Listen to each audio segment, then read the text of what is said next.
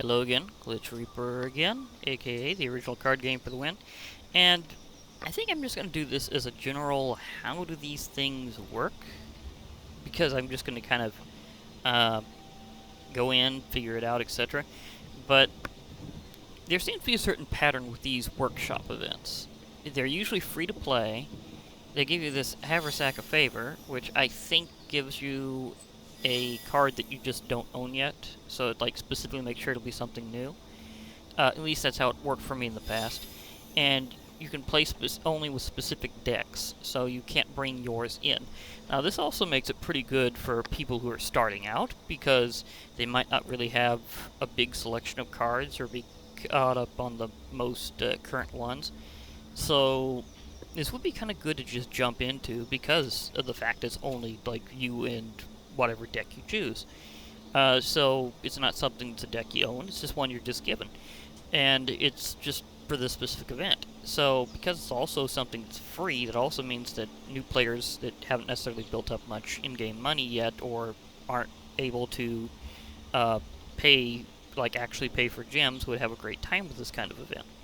So I'm going to go in and see how well this works. Now, the thing is, you are, however, limited to only one win worth of rewards. Because I did try going overboard the last time they had one of these events. Now, if it's following this kind of pattern, it's kind of over a Monday, Tuesday-ish time. Maybe not early Sunday. It depends on your time zone, anyhow. So these are kind of earlier on in the week. So if they're going to do like something that's like an event of some sort that works for every day, that's going to be interesting, even just figuring out how to cover. But I'm going to jump into this one and kind of show how this part works. I will choose my deck.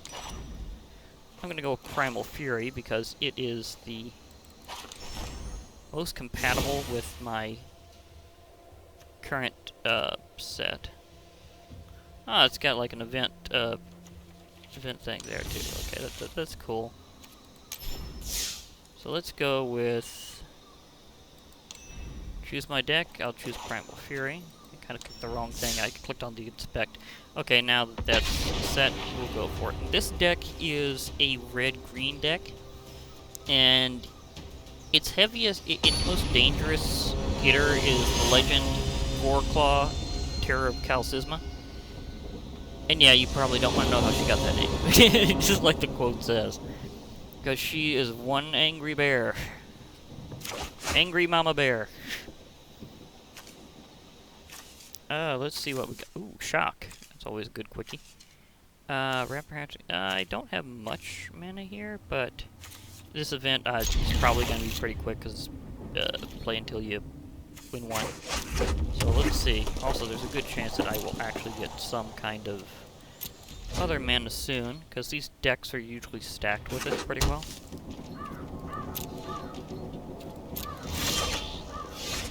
Case in point. Okay.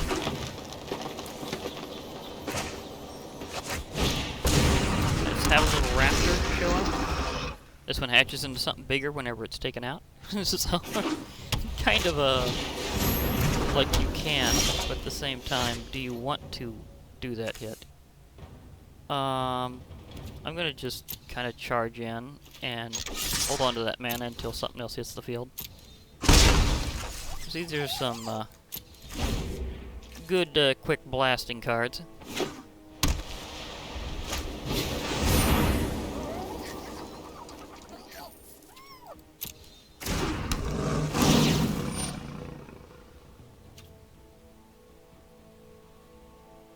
I'm trying to remember if I can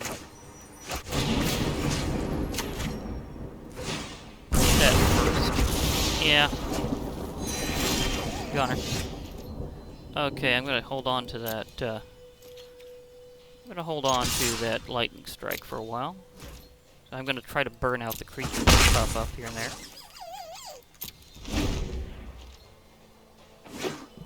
And sooner or later, I'm gonna have to move on with that.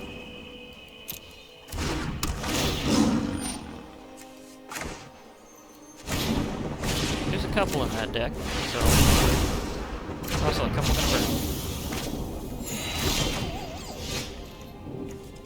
Mountain time. Okay, Draconic Disciple.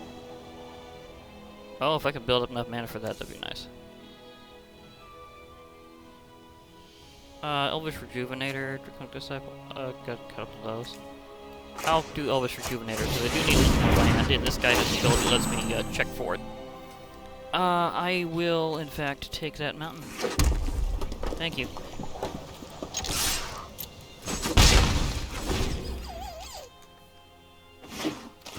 Because I need a... Colossal Magic. Okay, can't do anything about those. Other Elvish Rejuvenator? Yeah, because I do need to stack up some land to get some of my bigger stuff out. Ooh,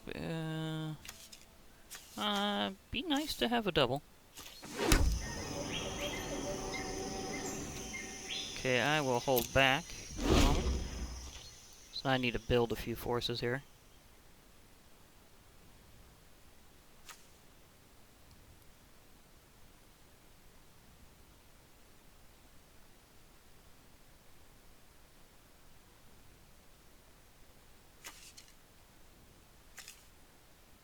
Colossal Magus. Wait, how much? 1, 2, 3, 4, 5. Okay, I don't have quite 6 yet. I need that to be able to get Carnage Tyrant out. Yeah, there. It is awesome. Ooh. Okay. A lot of vamps coming my way. Now, because that one wasn't actually dealt damage. Yeah, I need to take out a couple of these.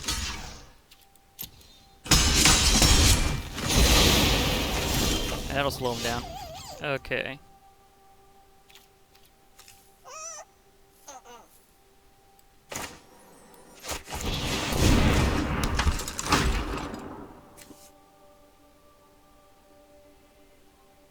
I'll want to wait to build up on that one.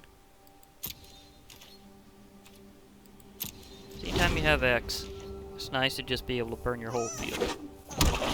Yeah, they recognize what this thing can do. Oh, but Skymark's Bloodletter is kind of modern. He let out all of his... I have a feeling he didn't want to play both in a row and actually play, so he said oops. So he's going, you know, I didn't actually mean to do that.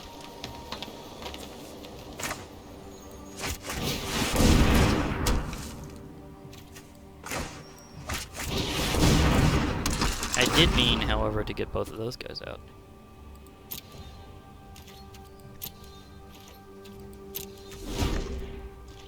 And because of their first ability of being able to add 1 mana of any color, there's a chance that I will be able to...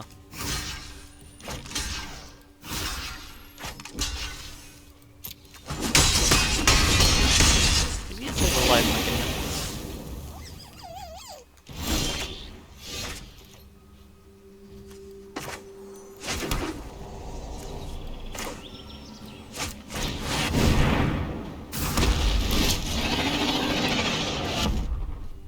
Thank you. Oh, that's at the beginning of it. For a while, I thought it was whenever it comes out for some reason. I will, in fact, attack with this Draconic Disciple, leave the other one blocking.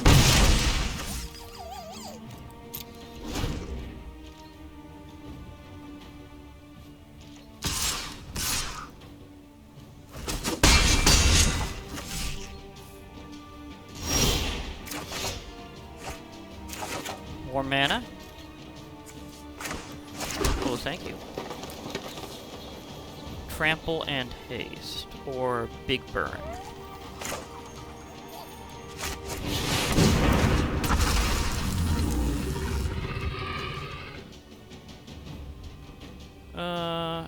I think I will go for Humongous Attack. I mean, I'm way behind on this one, there's no doubt about that. Because they got a lot of life gain on it. Whether it's life link or otherwise, this has got a huge amount of life gain. So I wasn't able to get out my big tramplers quick enough.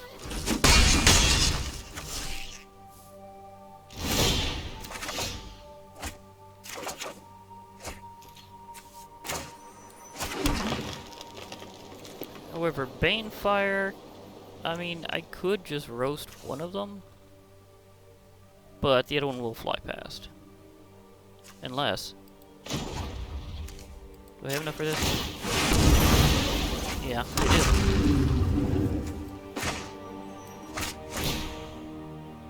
I will... go ahead and pay 3. No, I just need to pay 2, actually.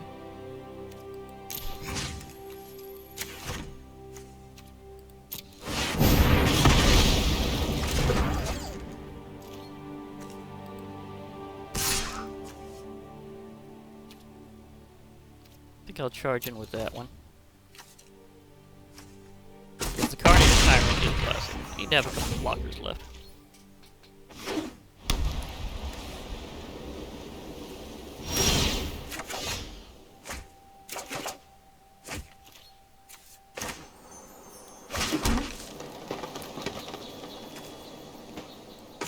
Druid of the Cow. Warclaw. Terror of Calcifa. I was talking about her earlier. Okay. I need to just continue trampling with that one. I'll have enough blocking power, but do these 2. And then that leave this one here. There we go.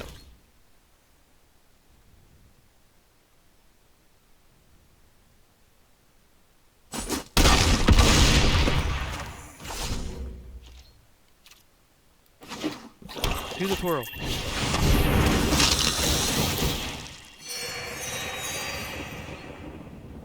Okay, a lot more vamps.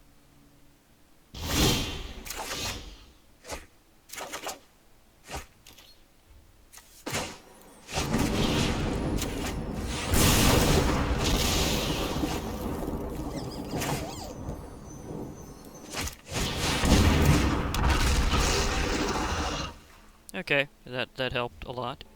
Let's see here. How many do we got? 1, 2, 3, 4. So I need to have 4 blockers left. Let's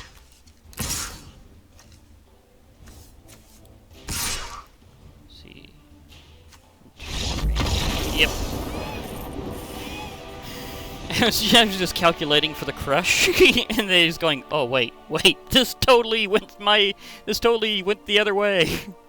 I do love his name. I really should have been able to say hi early on because I'm a fan of the Sliver Overlord card from back in the day, and he's a slightly Overlord. Is in lore, is in like information. So interesting play on it. I like that name, but I just didn't get to say hello like I normally do to someone with a cool name. This also means because it went by so fast, I wasn't actually able to use it to completely work my my quests on camera, but that's fine. Anyhow, let's go through. That my experience gave me that part. So let's see this part. This should be my special reward.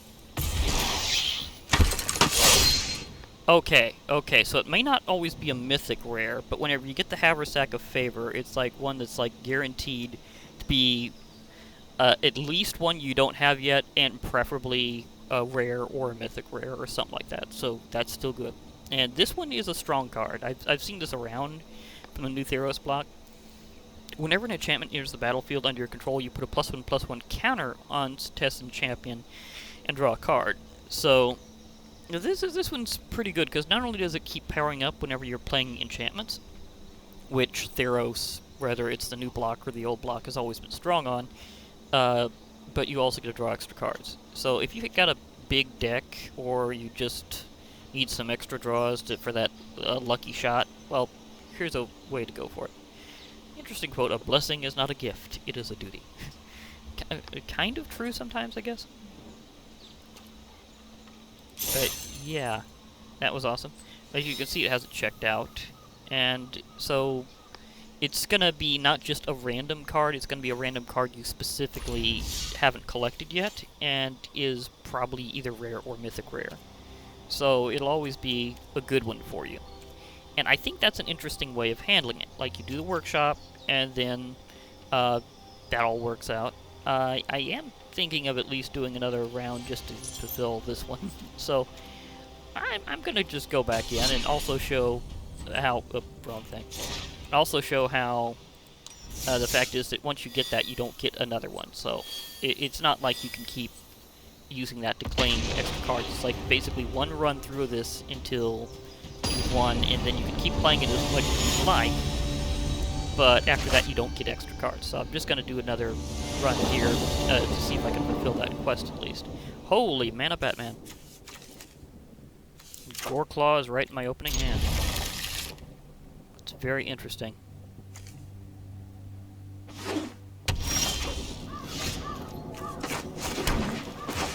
Elf! Then we're elves. Give me extra green.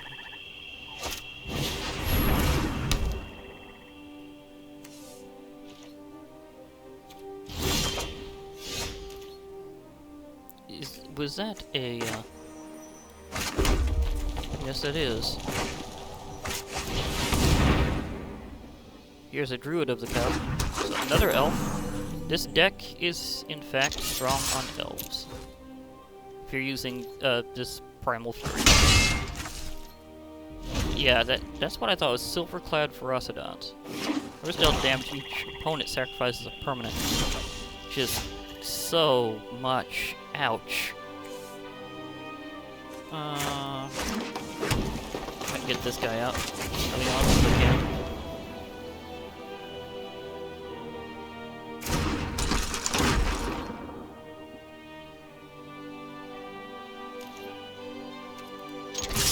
He'll eventually be able to be turned into another dragon.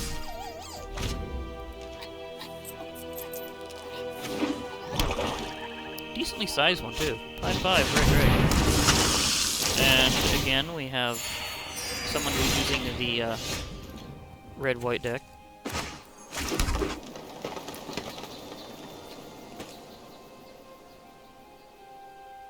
Oh, dare I? Yes, I do. All the power of green in getting out extra mana and really big things. And that's not even the more dangerous thing. Okay. There is a blast from the past from Ixalan.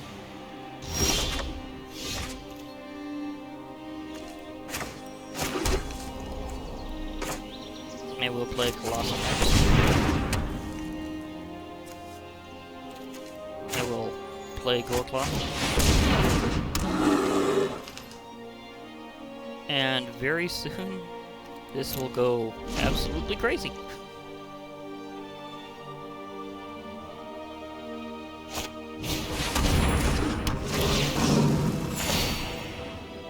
I've got to run that thing over as fast as I can. So now I've got to start prodding.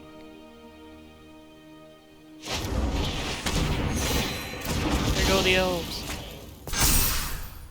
Well, they were there for a moment.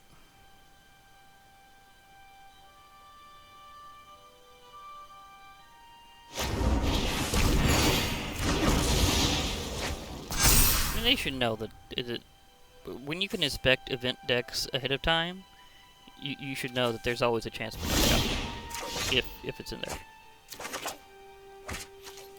Uberland? Why, thank you.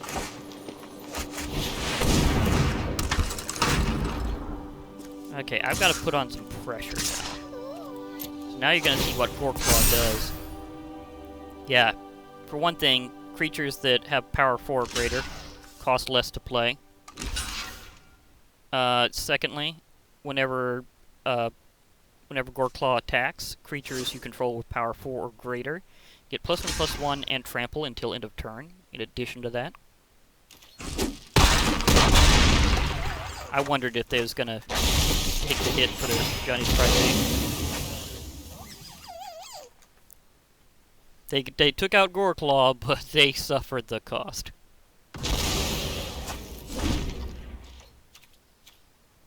And there was a penalty to taking out Goreclaw there. Okay, that one got murdered. Literally. I mean, it's literally the name of the card.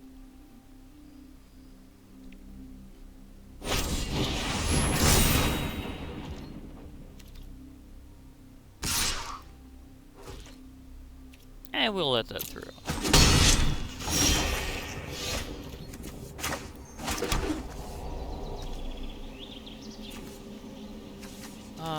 I do have enough to do this.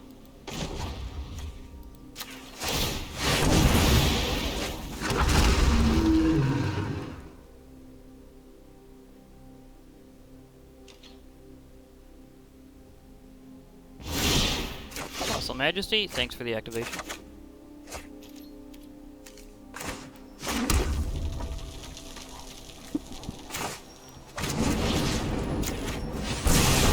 Burn.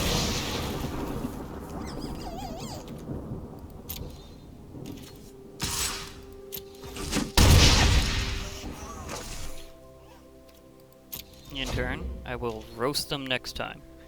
How many will I be able to? See, 1, 2, 5, 6, 7, 8, 9. Ouch. Ouch. The amount of available mana I have for Banefire is ridiculous. And it just went up. Yeah, good game. Because Banefire is going to be an absolute torch.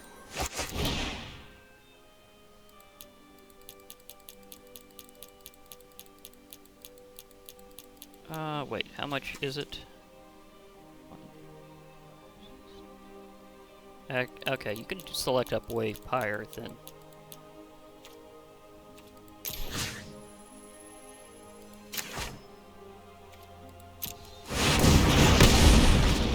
It's like, ouch!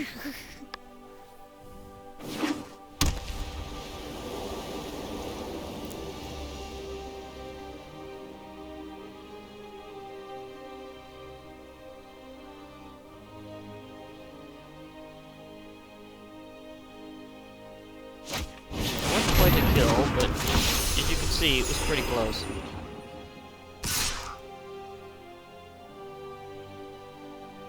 Are you sure you even want to try right now?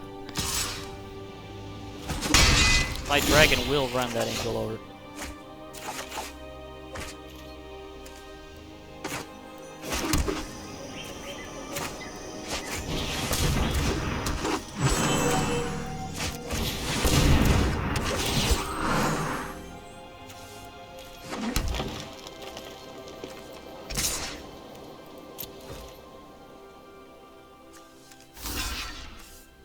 Yeah, goodbye.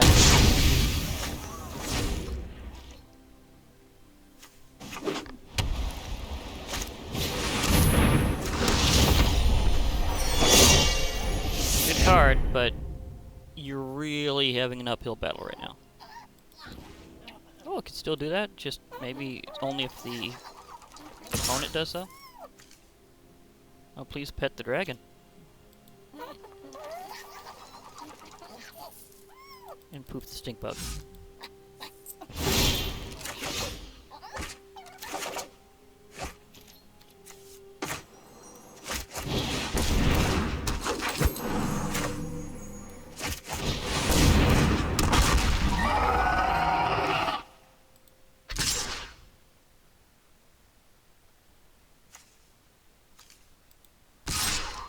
Yeah, these two for a reason.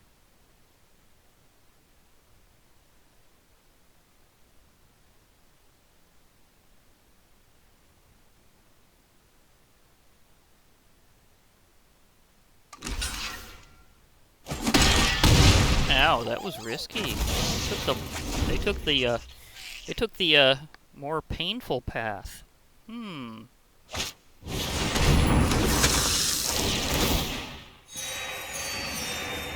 Not gonna be able to keep that up for long.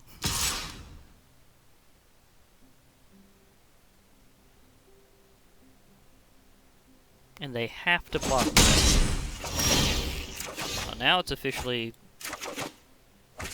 good game again, because I have a charging monster source, and they left that opening. Like they definitely knew that that hit would have cost them. Now, if they do this just right, they could take out one of them with me. Oh well. Maybe they didn't really have a kill quest at the time. So there are some where it's like destroy so many of your opponent's creatures. So you're going, nope, I'm good. See, now I've got my quests, and I don't get another thing for there. So these are once per, but they will be something that is in your favor, hence the haversack of favor. And that, in other words, something you don't have yet, and it's a rare or mythic rare card. I don't know if it'll do any less than rare, but I haven't seen it yet, but I've only played a couple of these events because this whole thing is very new. So we're working with it. Oh, I also have a pack to open, which I totally should. So let's see what I get here. Fateful End. 3 damage to any target and scry 1. Okay. That's a nice little bonus. Most of these I already have otherwise.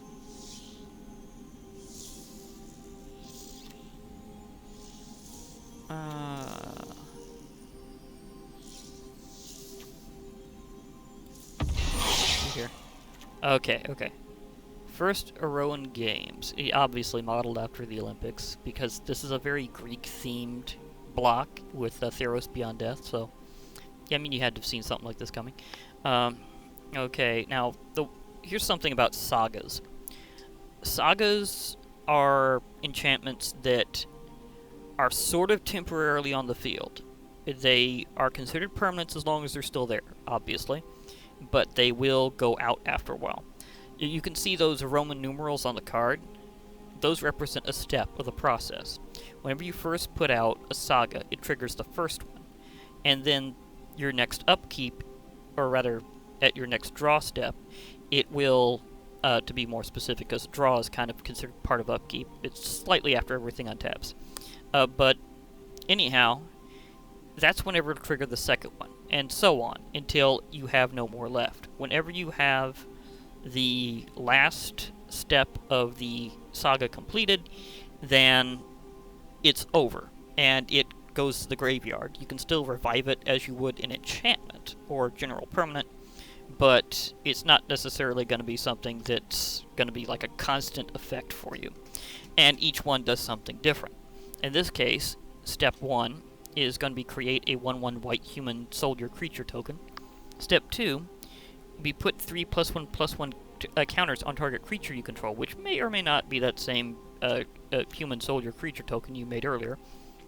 And usually the thing about sagas is they kind of complement each other with each step, or rather complement themselves with each step, so if you need it, there you go. Okay, the next one is, if you control a creature with power 4 or greater, draw 2 cards, which again might be that first soldier that you created there. And then the last step is create a gold token. And so basically, whenever you first have it out, you'll get this, next round that, then that, and it gets sacrificed. Now, the thing about it is gold tokens are a lot like treasure tokens. So if you're familiar with treasure tokens from the Ixalan block, gold tokens are pretty much like that, except that they don't even have to be tapped. And the rule is about non-creature artifacts is they can tap the same turn they come into play, but their abilities can't be activated if something has forcefully tapped them. So it's kind of a thing there. So if somebody had something that made artifacts interplay tapped that could be tapped, then, or just interplay tapped, then you'd stop a treasure token from working immediately. But that doesn't apply to a gold token. They both have the same general effect, that you sacrifice them to add 1 mana of any color to your mana pool. Except with gold tokens, as this thing flashes by and you might want to pause it, it just says sacrifice this artifact, add 1 mana of any color. So it's not tap and sacrifice this artifact. And I can show the difference real quick, actually. Let me... And now that we're going to be doing more historic play, I can also kind of revisit some of my previous decks. This one is heavily based on treasure tokens. Pirate's Plunder. I themed this red-black deck specifically after being able to deal with treasure. Although there's a lot of other things in it too, and I might do some new cards in it because I haven't really adjusted this deck for a long time. I pretty much left it as it is without readjusting for a rotation because I didn't know how long it would be before we'd have an event like being able to actually do pretty much the full breadth of what's in Arena all the time. And that's finally where we're at. This is, I don't know, has this been like 2 or more years into the process? I'm not sure at this time. I'd have to look as to when Arena actually started. But I know that last year was not ready for this, and now we are, so cool. But yeah, now the thing about it is you will see different artworks on treasure tokens. They do have alternate art, so if you're playing, you won't necessarily always get the exact same one that the card has paired with it, which also adds a little interesting variety. And now, this is a legend from Ixalan, Captain Lannery's Storm, and whenever Captain Lannery's Storm attacks, you create a treasure token. And if you sacrifice a treasure, Captain Lannery's Storm gets +1/+0 until end of turn, and already has haste, so you could do that all at once. And it just suddenly just thwack them. Well, the thing is, you're going, well, here's the difference between a gold token and a treasure token. So, building off that resurgence of gold tokens, which were actually before treasure tokens, because there was another card in the previous Theros block whenever they were opening up Theros, and he was themed after King Midas, and he created gold tokens. He was like the only card that did at the time. And so they're kind of revisiting that just so slightly, but gold tokens are apparently very rare compared to treasure tokens at this time. And here's where you can see the difference right now, that they kind of were thinking of in this balance of both basing something entirely off this dynamic, or at least heavily off this dynamic of creating tokens to boost your mana supply. Well, this one has tap, sacrifice this tap, sacrifice this artifact, add 1 mana of any color. So you can see that slight difference, that this needs to be tapped where the gold token doesn't. And that's the one big difference between them. So as I was saying before, if you have something that causes things to come into play tapped, then the treasure token will be temporarily having to wait till the next turn, or at least whenever it can be untapped. And the gold token does not, because whenever you can simply sacrifice something, that's basically a quick action. You can do that at any time like you're just playing an instant, unless it says otherwise. So that's just a quick thing to do. So gold tokens have a slight edge, but they're also more rare, so it's lucky I got something with it finally, but I don't know if I'm going to get an opportunity to actually use it, because another thing you got to remember about sagas, lips. Another thing you need to remember about sagas is, again, they are an enchantment on the field while they're still there. So somebody could blast them off the field with anything that can destroy an enchantment while you're waiting for another one of those steps. So kind of a better way of thinking about them is simply, is the first step of the process something that's useful to you at the moment? Because you might not get to the other steps, because there's a lot of ways that, especially heavily in white and green, that can wreck enchantments. So there is that to think about, is that there's a lot of cards that can remove enchantments. Well, a lot more than you think. Sometimes they say there's not, but there really is when you really look at it. For now, I'd say that's pretty much a good review of not only the event, but kind of what I got afterwards is a good extra thing. So for now, I'll be logging off. Hope to hear from you all later. Bye for now, everybody, and remember, MTG forever.